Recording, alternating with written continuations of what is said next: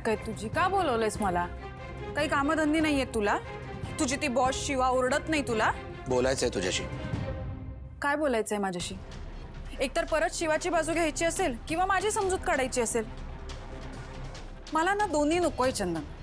तुझे हे प्रयत्न थांबव आणि परत असा टाइमपास करायला मला बोलवू नको, नाहीतर मला सगळं खरं कळलंय दिव्या. तुझ्याकडनं मला ही अपेक्षा नव्हती ग. काय काय कळलंय तुला? काय सगळं कळलंय? काय बोलतोयस तू? हे बघ, काही बडबडू नकोस हा. मला माहिती नाही काही. पुरावा आहे माझ्याकडे. दाखव.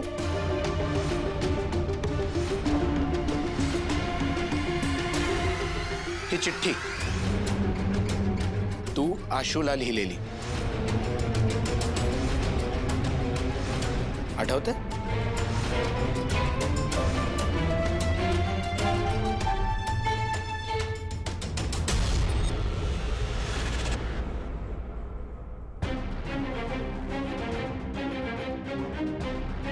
नाही आठवत? मी आठवण करून देतो. नाही, शेवटी तू काय काय लक्षात ठेवशील ग? तुझ्या त्या छोट्याशा मेंदूला त्रास होईल. मी सांगतो, कारण तू काय केलंयस मला सगळं कळलंय. तू आशूला भेटलीस, त्याला ही चिठ्ठी दिलीस आणि ती तू कधी दिली? शिवाच्या वाढदिवसाला.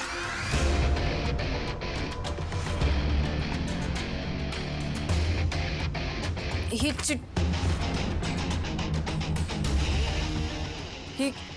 हे काय आहे? मला नाही माहिती कोणी लिहिली आहे आणि माझा याच्याशी काही संबंध नाही. मग हातातून खेचून घेण्याचा प्रयत्न का केलास? चंदन, तू शिवाच्या नादाला लागून माझ्यावर संशय घेतोयस? मी बायको आहे तुझी. आपला डिवोर्स अजून झालेला नाहीये, पण हा व्हायला वेळही लागणार नाही. नाही, ही अशी ऐकणार नाही.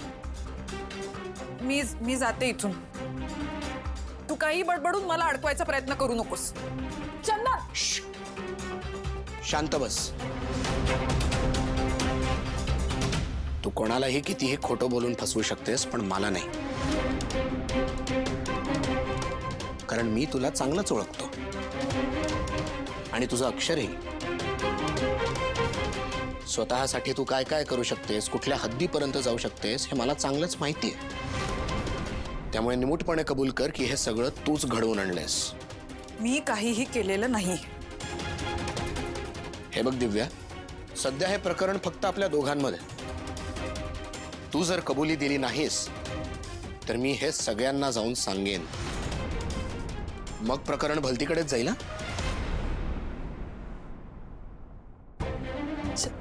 चंदन, असं करशील माझ्यासोबत? तुझं प्रेम आहे ना माझ्यावर? मी बायको आहे तुझी. आपल्यात सगळं नीट होऊ शकतं. मला फक्त वेळ दे. आता रडून काही उपयोग नाही दिव्या. मी तुला फार तर फार रुमाल देऊ शकतो, सिंपथी नाही. आणि एक गोष्ट लक्षात ठेव, हे प्रकरण फक्त आपल्यापुरतं नाहीये. कोणाचं तरी आयुष्य याच्यावर अवलंबून आहे. हे बघ, मी अजूनही तुझ्यावर प्रेम करतो म्हणून मी तुला एक संधी देतो. हे सगळं तूच केलंय हे कबूल कर. कदाचित मी तुझी काहीतरी मदत करू शकेन आपल्या प्रेमाखातर. दिव्या, दिव्या, अजूनही वेळ गेलेली नाहीये. या सगळ्या प्रकारात तुझ्याबरोबर कोण कोण होतं मला सांग.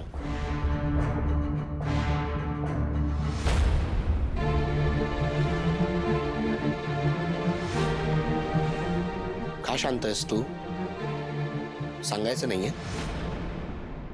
आपल्या प्रेमाला एक संधी नाही द्यायची आहे तुला? कम ऑन दिव्या, हे सगळं तूच केलंयस हे कबूल कर. चंदन, मी काहीही केलेलं नाहीये. ठीक आहे, मग मी आत्ताच्या आत्ता जाऊन सगळं शिवाला सांगतो. तुझ्या आईला, आई आजींना सुद्धा सांगतो. आणि हा, आशूलाही सांगतो. मी जातोय दिव्या.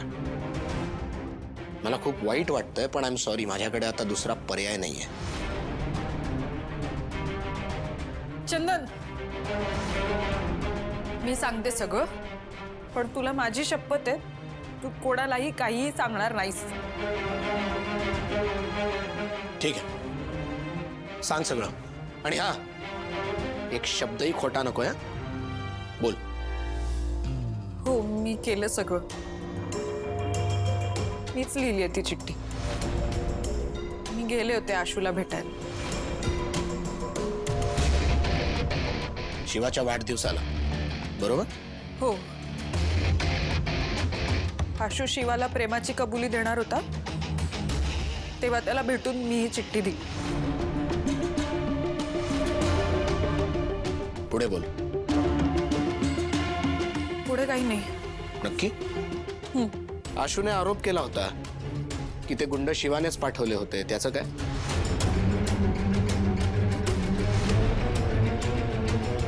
ते मी आणि कीर्तीने मिळून पाठवले. शिवाचा पक्याबरोबर फोटो दाखवून खोटं बोललो. दिव्या, तुला कळतंय तू काय केलंयस? अगं शिवा सख्खी बहीण आहे तुझी. एखादा माणूस त्याच्या वैऱ्यासोबत सुद्धा असं वागत नाही, आणि तू तुझ्या सख्ख्या बहिणी बरोबर असं वागलीस. वाटलं नाही का ग तुला काही? हो, वागले मी असं. केलं मी सगळं, कारण माझ्या हक्काचं सगळं तिला मिळालं. इतकं मोठं घर तिला मिळालं. तिच्या अंगावर दागिने होते, सेवेसाठी नौकर होते तिच्याकडे. माझ्या नशिबातलं प्रत्येक सुख तिला मिळालं. का? कारण मी तुझ्या खोट्या थापांना भुलले. भर मांडवातून पळून आले मी तुझ्यासाठी. त्या गावात जेव्हा शेण सारवत होते ना, तेव्हा तिचं सुख बघवलं नाही मला, म्हणून आशूला इमोशनल ब्लॅकमेल केलं मी. घेतले कीर्तीकडून पैसे हवे होते मला, म्हणून आशूच्या मनात शिवाबद्दल राग निर्माण केला मी. त्या पक्याला मीच पाठवलं तर शिवाकडे. मुलाच्या आजारपणाचं खोटं कारण देऊन पैसे घ्यायला लावून त्याचा फोटो काढला आणि पाठवला कीर्तीला. मी त्या पक्याला गुंड घेऊन आशू आणि नेहावर हल्ला करायला लावला. त्याचं कापर शिवावरच फुटलं. पण खरं सांगू का चंदन, ह्या सगळ्याला ना तू कारणीभूत आहेस. तू जर मला फसवलं नसतस ना, तर हे सगळं करायची वेळ झाली नसती. अरे अशक्यच दिव्या. तू काय केलंयस तुला कळत नाहीये. काय करू? ह्याने सगळं खरं सांगितलं तर घरचे सगळे विरोधात जातील. चंदन, हे तुझ्या सांगण्यावरून मी सगळं तुला खरं खरं सांगितलंय. आता हे कुठेच बोलू नकोस. तू माझी शपथ घेतलीस. जसं चाललंय तसं चालू दे ना. चुकूनही यातलं काही बाहेर पडलं ना तर काही.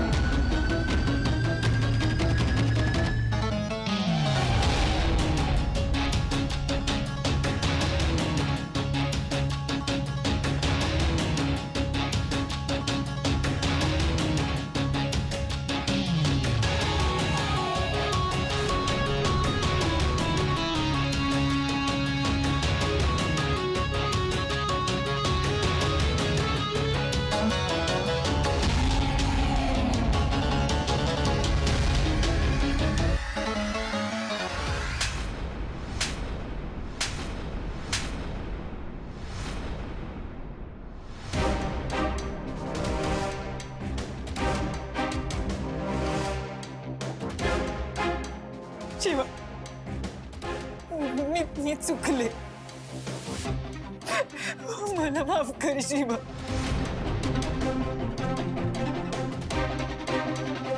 शिवा मला माफ कर प्लीज. मी काही परत नाही करणार. तू प्लीज यातलं कोणाला काही सांगू नको. माझं अख्खं आयुष्य उद्ध्वस्त होईल ग. मला आई घरात घेणार नाही, बायांची घरात घेणार नाही. सगळे रागवतील माझ्यावर, आशू पण चिडेल. काही गरज नाहीये शिवा. खूप विश्वास टाकलास बहिणीवर, खूप काही केलंयस तू हिच्यासाठी, पण आता बास. आत्ताच्या आत्ता आशूला जाऊन सगळं सांग, तरच सगळं नीट होईल. तुझा संसार वाचेल शिवा. नाही नाही नाही शिवा, मी बहीण आहे ना तुझी. अगं काय केलंस तू बहीण म्हणून तिच्यासाठी? मला एक संधी दे प्लीज. नाही शिवा, तू आता तुझ्या प्रेमाला संधी देणं जास्त गरजेचं आहे. माझा पण विचार कर ना ग. तू कधी केलास का तिचा विचार? नको ऐकू शिवा.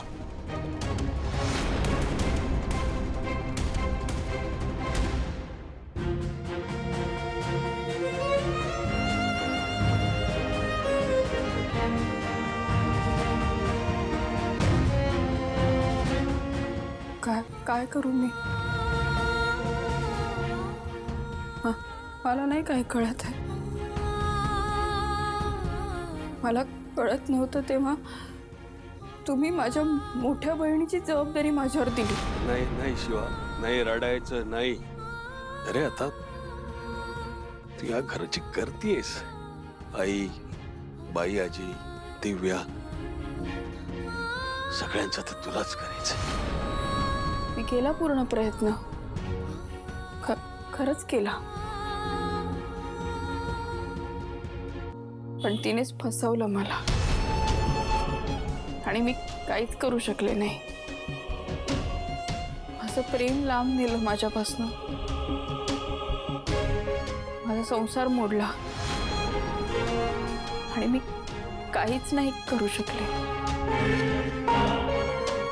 आणि मी ज्याच्यावर प्रेम करते त्याने तो विश्वासही नाही ठेवला माझ्यावर. आपली माणसं आपल्याला धरून ठेवतात, इथे त्यांनीच तोडलंय.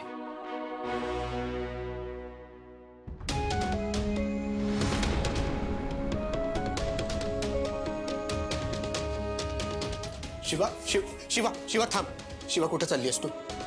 शिवा शिवा प्लीज माझं ऐक. शिवा आपल्याला शिवा शिवा पाहिलंस पाहिलंस काय करून ठेवलंय तू? दिव्या तुला ना शिवा कधी कळलीच नाही. सोन्यासारखी बहीण ग तुझी, आणि तू फक्त तिच्या चांगुलपणाचा गैरफायदा घेतलास. तुला लाज वाटली पाहिजे. मी चुकलेच, मी चुकले, मला माफ कर प्लीज. तू पण चूक केलीस ना, मी पण एक चूक केली. प्लीज यातलं काही सांगू नको कोणाला. स्वार्थी असतो दिव्या. तुला अजूनही हे महत्वाचं आहे की मी हे सगळं बाहेर जाऊन कोणाला सांगू नये. आणि नाही, ही चूक माफ करण्यासारखी नाहीये. आणि एक गोष्ट लक्षात ठेव, हे सगळं जर तू कीर्तीला जाऊन सांगितलं ना, तर बघ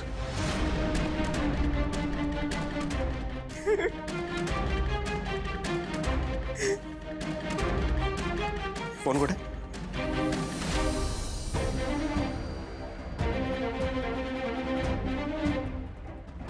चंदन चंदन ऐक ऐक ना माझा. नको करू जरा.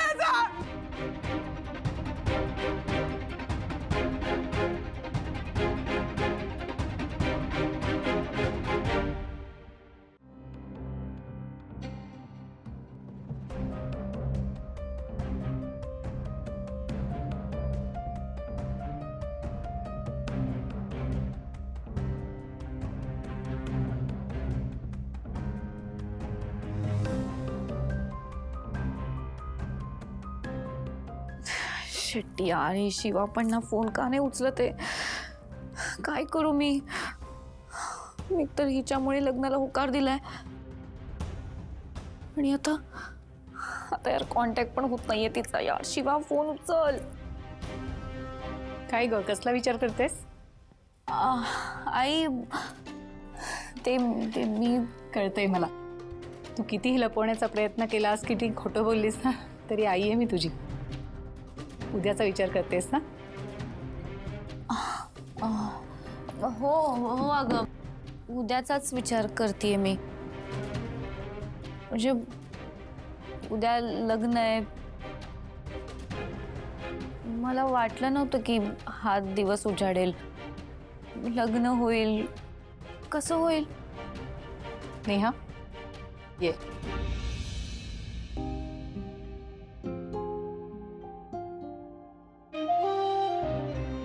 नेहा, तुला माहितीये मला किती काळजी वाटायची की तुला चांगलं सासर मिळावं, आणि महत्वाचं म्हणजे चांगला जोडीदार मिळावा. आणि सगळं तसंच झालंय बघ. आशू आणि त्याच्या घरचे सगळे खूपच छान आहेत. मला खात्री आहे की आशूशी लग्न करून तू सुखी होशील. माझं सुख हे शिवा सुखी झाली तरच आहे. पण शिवाने प्रयत्न केले तरी आशू हे थांबवेल का? काय ग, काय झालं? काय नाही, थोडं टेन्शन आलं होतं मला. अगं वेडाबाई, टेन्शन तर येणारच ना. स्वतःचं घर सोडून सासरी चाललीयस, ते साहजिकच आहे. आज तुझी ह्या घरातली शेवटची रात्र आहे बघ. म्हणून मी विचार केला की आज तुझ्याबरोबर जास्तीत जास्त वेळ घालवावा. तू गेल्यावर मला तुझी फार आठवण येणार आहे. आणि हो, सासरी गेल्यावर सकाळी सकाळी ऑर्डर सोडू नकोस हा. आई चहा दे, तिथे मी नसणार आहे. आई अगं, हे रडतेस कशाला?